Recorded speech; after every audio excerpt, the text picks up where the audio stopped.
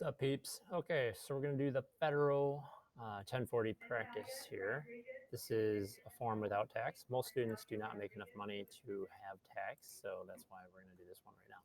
All right, so what you need to do is go ahead and open up the form, just right there, and that's the same as this, by the way. Okay, and now we have our problem. So let's go ahead and read it. Your W-2 shows you earned $72.10 with federal withholding tax of $840. So this is how much you made from your job last year. And this is how much tax your boss took out, like during the whole year. Every time you get a paycheck, right, some taxes come out. This is the total for the year. This W-2, they have to send to you at the end of the year. So once this year is over, in the next year, in January, they'll send you the form W-2. It'll kind of be the summary, the total of what you made and what tax was pulled out. You also earn $20 of interest income, so it looks like you have a bank account, maybe a savings account. You are a dependent of your parents who claim you, so you must use the standard deduction worksheet on page 35 at this link. So we'll do that in a moment. Basically, because your parents claim you, they get kind of a tax break. So you'll also get a tax break, but not the full amount. Once you move out on your own, you'll get the full tax break. And okay, so let's fire this puppy up. First thing we need to do, single, unless you're in high school and you're married. I don't think most of us are. Okay, go ahead and do a name. Well, you can do your real name. I'm just going to make one up. Bob J. Thompson. Social Security number. This would obviously in real life, we'd be doing your real number here. Just make up a number though. You don't really want to know your real Social Security number. You want to keep that secret. Your standard deduction. Someone can claim you as dependent. Yep, that's you because your parents claim you. Don't have a spouse, so we're not married yet. Full year health coverage, don't need that. Again, until you're older in most cases. Home address, so this is where you put your address. I'm just going to use the school address.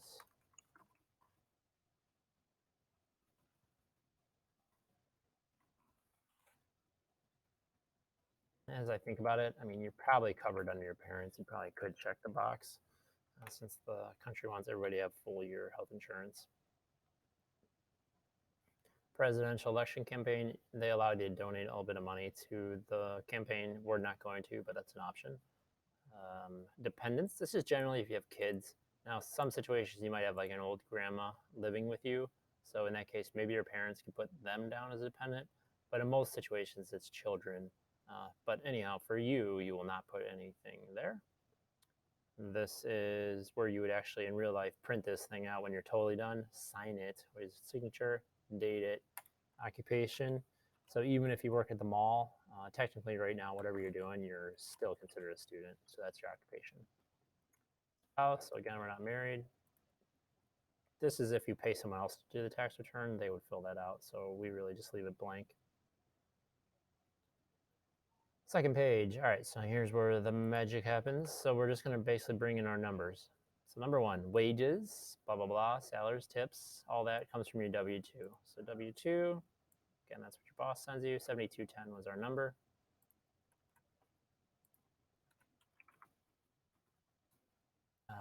Tax exempt interest or taxable interest, we do have this. We had $20 of interest income.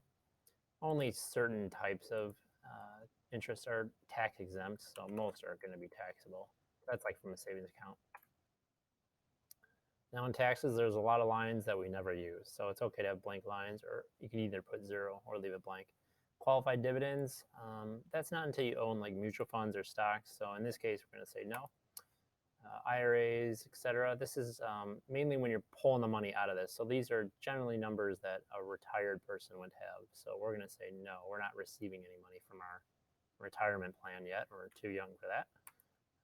Social Security is pretty similar. Some children will have special situations where they get a little bit of Social Security, but generally this is going to be older people, like 62 or older. Skip. Line 6 just says, okay, total income, add up lines 1 through 5. So 7210 plus 20 plus a bunch of zeros, 7230.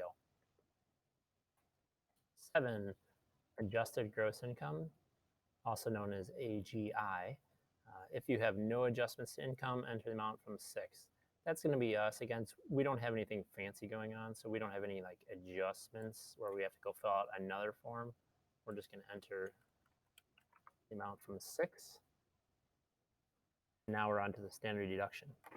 All right, so the way it works, if you can completely claim yourself, you basically get $12,000 where you can, it's kind of like a tax break. It basically will be a deduction against your income. Now we don't even have 12,000 bucks in income, but it would zero it out for sure, which would be great because then we'd have no tax, which is always a goal. But again, because we're children or dependents of our parents or guardian, we have to fill out this special form, just like I say in the problem. You are dependent, and then go fill out this worksheet. So here's the link, and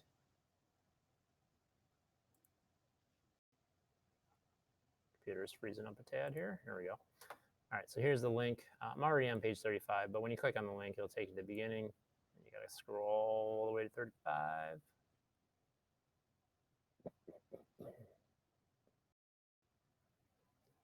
And so basically what I'm scrolling through is all the directions for the tax return. So if you ever get stuck on something, you can look at these directions or instructions as they call it. All right, so we just need to fill out this worksheet to figure out what our number is. That'll go back onto line 8 since we're a dependent of our parents or guardian. So you could probably do this on paper. I can't write on this like on the internet here. But if you had a piece of paper, I'm just going to do it on Excel right here. So I just opened up this program.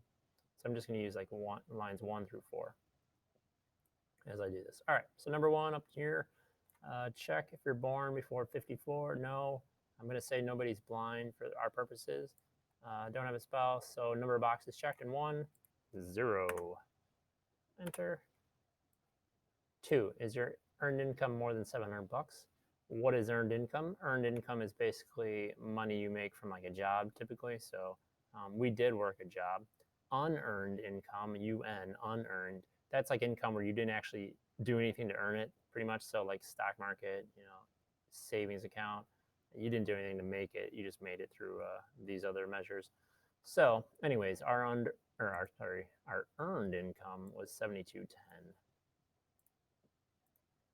So I'm just going to do, let's say, yes, that's us. Add 350 to your earned income. Okay, this is basically a math problem. So I made 7210 plus this 350 they're telling me to add right here. Enter, so 7560. And that goes on line 2. Line 3, enter the amount for your file status. So we're not married or anything like that. Head of household, that's usually like a single parent with kids. Anyhow, we're going to be the single person. So 12,000 is our number. And lastly, 4, standard deduction. This is where we figure out how much we actually get out of this for being a dependent. So A, enter smaller of 2 or 3. Well, 2 looks smaller to me, so I re-enter that. And I'll keep reading. If born after 1954, that's us, not blind, correct? Stop here and enter this amount on 1040 line 8.